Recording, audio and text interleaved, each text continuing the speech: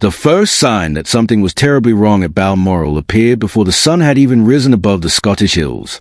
The estate was still wrapped in darkness when a convoy of black production vans quietly approached the private gates of the royal residence. Security staff watched in confusion as vehicle after vehicle rolled inside carrying expensive filming equipment, catering supplies, camera operators, stylists, and production managers who behaved as though they had every right to be there. Nobody questioned it at first because the paperwork looked official, the schedules appeared professionally organized, and the people arriving spoke with complete confidence. They told staff they were there to begin filming a luxury documentary series showcasing the traditions and hidden beauty of Britain's most exclusive aristocratic estates. And at the center of that project was Balmoral Castle itself, the most personal and emotionally significant home inside the royal family. Investors had already paid enormous sums for production because they believed the access was genuine. The organizers claimed connections inside the palace had approved every detail. Crew members unpacked lights inside historic rooms, catering team prepared expensive dining areas, and producers walked through corridors discussing camera angles as though the castle had become a private studio hired for commercial entertainment. But hidden beneath the polished operation was a devastating lie. According to insiders, no permission had ever been granted at all. The entire project had allegedly been built on false authority and private influence. Then came the moment that changed everything. Princess Anne arrived at Balmoral unexpectedly that same morning, completely unaware of what was happening inside the estate. As she stepped through the doors and saw strangers moving equipment through rooms connected to some of the most painful memories of her life, witnesses said the atmosphere turned deadly silent. Those halls were sacred to Anne. They were not simply royal property. They were the place where Queen Elizabeth II spent her final hours surrounded by family, where grief had filled every room, and where the nation's mourning had quietly begun behind closed doors. Now film crews were reportedly adjusting lights near furniture connected to those memories, discussing production schedules while walking across spaces that carried enormous emotional weight for the family. Sources claimed Anne's face changed instantly when she realized what had happened. Staff members later described her fury as unlike anything they had ever witnessed before. She reportedly demanded the production stop immediately and ordered every single outsider removed from Balmoral at once. Panic spread through the property. Crew members rushed to dismantle cameras while security teams stepped in to restore order. Phone calls exploded across palace offices as senior officials scrambled to understand who had authorized something so reckless. But the worst shock came moments later when King Charles himself was contacted and allegedly revealed he knew absolutely nothing about the operation. In that instant, what looked like a simple misunderstanding transformed into one of the most explosive scandals a monarchy had faced in years. Questions immediately began racing through palace corridors. If nobody inside the royal family had approved this, then who had convinced investors, production companies, and contractors that they had legal access to Balmoral? And how had such a massive operation managed to reach the king's private estate without anyone stopping it sooner? The deeper investigators looked, the darker the situation became. According to reports, enormous sums of money had already exchanged hands before filming even began. Wealthy backers had reportedly paid hundreds of thousands of pounds believing they were purchasing rare access into royal life. Contracts had allegedly been signed promising exclusive filming opportunities not only at Balmoral, but also at other royal estates connected to the monarchy.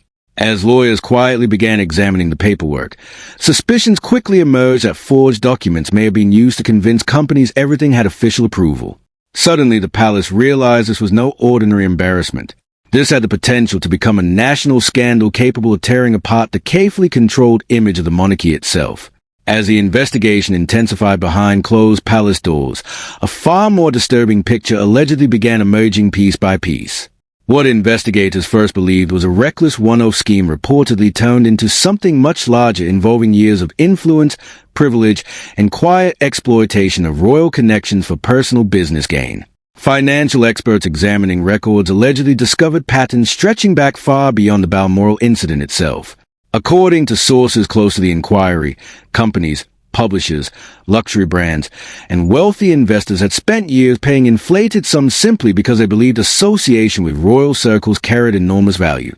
Expensive restaurant owners reportedly admitted feeling pressure to offer special treatment because refusing favors to someone closely linked to the monarchy could create problems nobody wanted to risk. Business executives allegedly competed for connections, hoping proximity to royal influence might benefit their companies socially or financially. Investigators reportedly uncovered examples of private correspondence using royal imagery and references that created the impression of official palace backing even where none had formally existed. But while lawyers followed the money trail, old scandals from the past suddenly exploded back into public attention as well. Stories buried decades earlier resurfaced with brutal force, reopening painful questions the monarchy thought had been permanently silenced. Reports from the late 1990s regarding controversial behavior and private concerns inside royal circles were dragged back into discussion, reigniting accusations that palace insiders had spent years protecting embarrassing figures rather than confronting serious issues directly. According to insiders, this was the point where tensions inside the royal family became dangerously personal. Princess and reportedly pushed aggressively for accountability, insisting the monarchy could not survive if people surrounding the crown believed they were untouchable. But not everyone agreed. Some feared a public legal battle would create even greater damage to the institution itself. Heated arguments allegedly erupted behind closed doors between senior royals over whether protecting the monarchy's image mattered more than exposing the truth publicly. Staff members reportedly heard raised voices during private meetings while legal advisors became trapped between competing demand from powerful figures inside the palace. According to sources, some palace employees even felt intimidated about cooperating fully with investigators because the family itself appeared divided over how far the inquiry should go. Meanwhile, Prince William was reportedly furious as details of the scandal unfolded. Insiders claimed he viewed the situation not as a shocking surprise but as a consequence of problems ignored for far too long. The pressure on King Charles became unbearable. Caught between loyalty to his wife, concern for the monarchy, and growing public scrutiny, the king reportedly struggled to take a firm public position while chaos spread around him.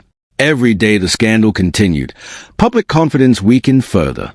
Newspapers, commentators, and royal watchers began openly questioning whether the monarchy operated under different rules from ordinary society. Critics asked how someone could allegedly use royal influence so openly for commercial purposes, without consequences arriving much earlier. Others wondered how many similar situations had quietly disappeared behind palace walls over the years before reaching public view. The carefully polished image of unity, discipline, and dignity that the monarchy relied upon suddenly appeared fragile and deeply vulnerable. What had begun with a few production vans entering Balmoral before dawn had now grown into a full-scale crisis threatening the reputation of the entire institution. By the time the legal battle entered its most brutal phase, the royal family appeared more divided than ever. Courtrooms became battlegrounds where lawyers fought fiercely over authority, ownership, and responsibility while the public watched in disbelief as private royal tension spilled into the open. One of the biggest legal complications centered around Balmoral itself. Because the estate belongs personally to the king rather than existing as part of the crown estate, lawyers reportedly argued endlessly over who actually possessed the legal authority to push criminal proceedings forward. Defense teams allegedly seized upon that confusion immediately, insisting no prosecution could properly continue without direct approval from King Charles himself. And that was precisely where the crisis became even more dangerous. According to insiders, Charles remained painfully trapped between opposing sides of his family. Princess and reportedly wanted decisive action and public accountability.